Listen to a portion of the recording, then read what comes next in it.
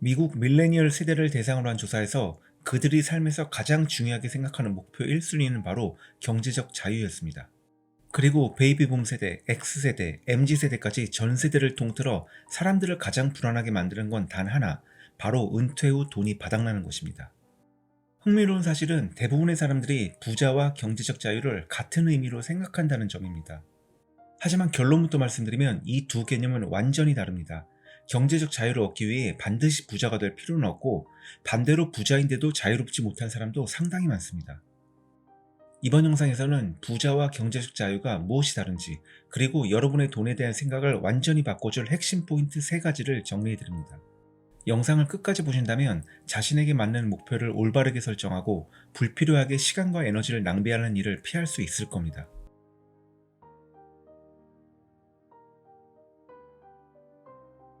가장 이해하기 쉽게 부, 소득, 경제적 자유가 어떻게 연결되는지를 3개의 동그라미가 만나는 그림으로 설명드리겠습니다. 부는 여러분이 소유한 것, 예를 들어 아파트나 주식 등이죠. 소득은 여러분이 벌어들이는 것, 월급이나 프리랜서 수익 등입니다. 그리고 경제적 자유는 여러분의 자산이 벌어주는 돈으로 생활할 수 있는 상태입니다. 이 3가지 요소는 서로 밀접하게 연결되어 있으며 조합 방식에 따라 총 7가지 영역으로 나뉩니다. 지금부터 각 영역을 실제 사례와 함께 하나씩 살펴보겠습니다. 자산은 높지만 소득이 없고 경제적 자유도 없는 사람들입니다. 겉보기에는 부자로 보이지만 실제로는 자산을 조금씩 팔아 생활비를 충당하는 상황입니다. 예를 들어 서울에 사는 50대 낙수는 20억 원짜리 아파트를 연끌로 구매했습니다. 하지만 은퇴 후 별도의 투자 수익이 없고 일을 하지도 않습니다. 매년 재산세와 생활비가 빠져나가면서 이를 충당하기 위해 아파트나 예금 등 가지고 있는 자산을 조금씩 처분해야 합니다. 겉으로는 부러워 보이지만 실제로는 자산이 점점 줄어드는 구조라 매우 불안정합니다. 소득은 높지만 자산이 거의 없고 경제적 자유도 없는 사람들입니다. 즉, 직장의 삶이 전적으로 묶여있는 상태입니다. 예를 들어 38세 직장인 민수 씨는 대기업 엔지니어로 억대 연봉을 받고 있습니다. 언뜻 들으면 충분히 넉넉해 보이지만 현실은 다른데요. 월 300만 원대 주담대, 자동차 할부, 아이 교육비, 생활비, 구독 서비스까지 빠지고 나면 손에 남는 돈이 거의 없습니다. 퇴직연금은 최소 납입만 해놓은 수준이고 생활을 대신 받쳐줄 수 있는 다른 현금 흐름은 전혀 없으며, 만약 회사에서 갑작스러운 구조조정이라도 나오면 버틸 수 있는 기간은 두세 달이 고작입니다. 즉, 소득은 높지만 삶을 스스로 통제할 수 없는 상태로 안정성도 자유도 없는 구조적 불안정 상태입니다. 이 유형은 부자는 아니지만 생활비가 전부 패시브 인컴으로 충당되는 사람들입니다. 자산 규모는 크지 않아도 일을 하지 않아도 생계가 유지되기 때문에 진짜 자유를 누리는 상태라고 볼 수 있습니다. 예를 들어 50세 영숙 씨는 서울 근교 소도시에 살고 있습니다. 그녀는 이미 대출을 다 갚은 작은 상가를 소유하고 있으며 여기서 월 180만 원 정도 임대 수익이 들어옵니다. 생활비가 월 150만 원 정도이므로 별도의 직장이나 아르바이트가 필요 없습니다. 순자산은 5억 원 정도로 서울 기준으로 보면 부자라고 하긴 어렵지만 그녀는 완전히 자유로운 상태입니다. 핵심은 경제적 자유란 돈이 무한히 많은 상태가 아니라 경제적으로 독립한 상태라는 점입니다. 자산에서 나오는 수익으로 생활비를 완전히 충당할 수 있을 때 생존 걱정 없이 원하는 삶을 선택할 수 있습니다.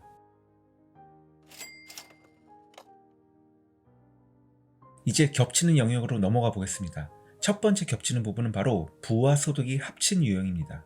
이들은 순자산은 크고 소득도 높지만 대부분의 돈이 직업에서 나오기 때문에 아직 경제적 자유와는 거리가 먼 상태입니다. 투자를 하고 있긴 하지만 현재 생활 수준을 유지하려면 여전히 일을 해야 하고 지출이 많아 패시브 인컴의 효과가 거의 없습니다. 예를 들어 51세 철수 씨는 IT 기업 임원으로 연봉 4억 원, 순자산 약 40억 원을 보유하고 있습니다. 약 25억 원의 집 한 채를 보유하고 있고 투자금 18억 원에서 연 4% 정도의 안전한 수익, 즉 연 7천만 원 정도의 패시브 인컴을 얻고 있습니다. 겉보기에는 좋아 보이지만 자녀 유학 비용, 부동산 대출, 가족 여행, 고급 차량 유지비 등으로 생활비 역시 연간 억 단위가 들어 돈이 상당히 많이 빠져나가기에 패시브 인컴의 효과가 거의 없는 상태입니다. 만약 철수가 퇴직하여 일을 멈추게 된다면 가족의 현재 생활 수준을 유지하는 건 불가능하며 이를 위해선 보유한 자산을 빠르게 소진해야 합니다. 겉보기에는 부자 같지만 실상 직업에 묶여있는 상태라고 할 수 있습니다. 이제 부와 경제적 자유의 영역으로 넘어가 보겠습니다. 이 구역은 부자이면서 자유로운 사람, 즉 일하지 않아도 살 수 있는 유형입니다. 높은 순자산이 있고 패시브 인컴만으로도 생활비가 충분히 커버됩니다. 투자 수익, 배당금, 임대소득 등으로 생활하기 때문에 일을 할 필요가 없습니다. 예를 들어 60세의 철수를 보겠습니다. 그는 이미 은퇴했으며 약 50억 원 규모의 투자 포트폴리오를 가지고 있습니다. 이 포트폴리오는 연 3%에서 4% 수익을 내 연 1억 5천만 원에서 2억 원 정도의 패시브 인컴을 만들어냅니다. 생활비는 연간 9천만 원 정도로 별도의 직업 없이도 충분히 생활이 가능하죠. 철수는 일할 필요가 없으며 여행과 취미, 봉사활동 등을 하며 자신의 시간을 자유롭게 누립니다. 이것이 바로 전형적인 부자 은퇴자입니다. 돈도 충분하고 자유도 완전히 갖춘 상태죠. 다음은 6구역인 소득과 경제적 자유인데 이 영역에서는 일을 해도 되고 안 해도 되는 상태입니다. 이미 패시브 인컴이 기본 생활비를 충분히 충당하기 때문인데요. 일을 한다면 단지 원해서 하는 것이고 월급은 덤이죠. 스트레스도 거의 없습니다. 예를 들어 43세의 준호를 보겠습니다. 그는 유튜브 채널로 연 5천만 원 정도를 벌고 있으며 온라인 강의와 소액 투자 배당금으로 매달 180만 원 정도 별도의 패시브 인컴을 받고 있습니다. 생활비가 월 160만 원 정도라 내일 당장 유튜브를 접더라도 패시브 인컴만으로 생활이 충분히 가능합니다. 준호는 일 자체를 즐기기 때문에 계속 일할 뿐입니다. 핵심은 이미 자유로운 상태에서 선택적으로 노동한다는 점이죠. 마지막으로 중앙의 핵심 구역으로 들어가 보겠습니다. 여기는 부, 소득, 자유가 모두 충족된 상태입니다. 이곳이 바로 진정한 풍요죠. 순자산이 크고 소득이 안정적이며 패시브 인컴이 생활비를 완전히 충당하고 있습니다. 예를 들어 52세 상철을 보겠습니다. 그는 사업가로 연 5억 원 정도를 벌고 있으며 30억 원 규모 투자 포트폴리오에서 연 1억 원, 20억 규모 임대 자산에서 연간 6천만 원 패시브 인컴을 각각 얻고 있습니다.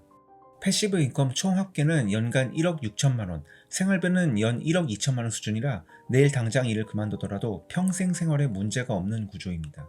일은 단순히 더 큰 부를 쌓기 위한 선택일 뿐이며 스트레스의 원인이 아닌 거죠.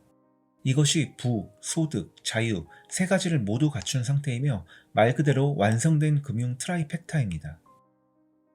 이제 7개 구역을 모두 살펴봤으니 전체 그림이 어떻게 연결되는지 확실히 보일 겁니다. 마지막으로 핵심 요점 2가지만 말씀드리겠습니다. 첫째, 자유를 먼저 만들고 그 다음에 부자가 되세요. 대부분은 이렇게 생각합니다. 일단 부자가 된 다음에 자유로워지겠다. 하지만 현실은 전혀 다릅니다. 부자이지만 전혀 자유롭지 않은 사람이 훨씬 많거든요. 현명한 방법은 먼저 패시브 인컴이 전체 생활비를 커버하도록 구조를 만들고 그 후 추가로 버는 돈은 모두 보너스가 되도록 하는 것입니다. 한국 기준으로 상위 10% 순자산은 약 10억 1천만 원, 상위 1%는 45에서 50억 원 정도지만 경제적 자유를 위해 이렇게 거대한 자산을 마련할 필요는 전혀 없습니다. 필요한 건 단 하나, 내 생활비를 감당할 만큼의 패시브 인컴입니다. 예를 들어 3구역 영숙씨의 사례처럼 작은 상가 한 채에서 나오는 임대 수익만으로 생활비를 모두 충당할 수 있다면 이미 자유로운 상태인 것이죠. 둘째, 예전 영상에서도 언급했지만 경제적 자유는 자산 크기가 아니라 현금 흐름입니다. 정말 중요하니 그냥 외우셔도 돼요. 아무리 자산이 커도 그 자산이 매달 생활비를 감당할 수 있는 현금 흐름을 만들어내지 못하면 경제적 자유는 없습니다. 즉, 자산은 크지만 수익이 없는 사람은 자유가 없는 거죠. 반대로 작은 자산이라도 생활비를 완전히 충당하는 현금 흐름만 만들어진다면 이미 충분히 자유롭습니다. 이 점이 가장 중요하므로 꼭 기억해 주세요. 지금까지 영상을 시청하셨다면 이번 컨텐츠를 통해 경제적 자유의 길로 가는 올바른 방향을 설정하시길 바랍니다. 자유를 먼저 확보하고 그 위에서 부를 쌓는 구조를 만들 때 진정한 경제적 안정과 선택권을 손에 넣을 수 있습니다.